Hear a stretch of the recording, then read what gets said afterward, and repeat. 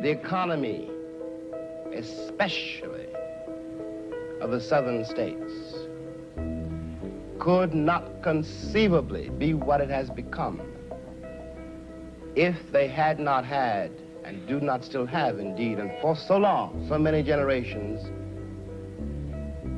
cheap labor. I am stating very seriously, and this is not an overstatement, that I picked the cotton, and I carried it to market, and I built the railroads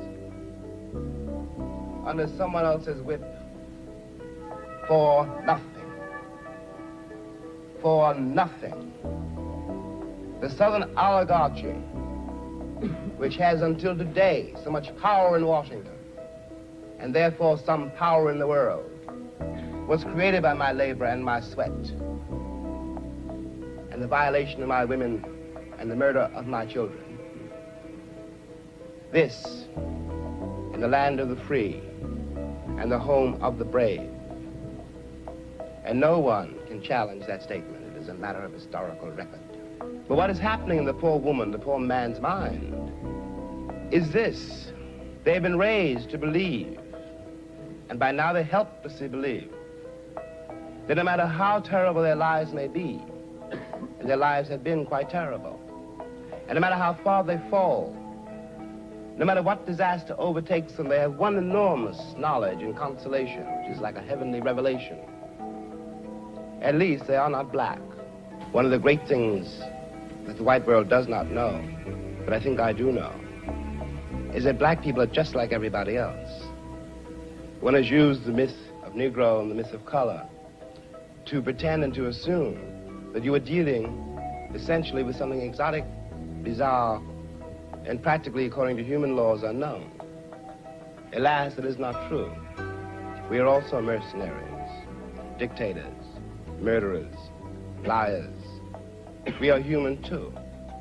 What is crucial here, unless we can manage to establish some kind of dialogue between those people whom I pretend have paid for the American dream and those other people who have not achieved it,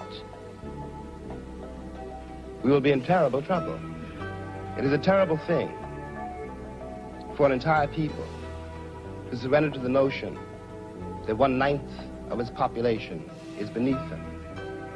And until that moment, until the moment comes when we, the Americans, we, the American people, are able to accept the fact that I have to accept, for example, that my ancestors are both white and black, that on that continent we are trying to forge a new identity for which we need each other, and that I am not a ward of America.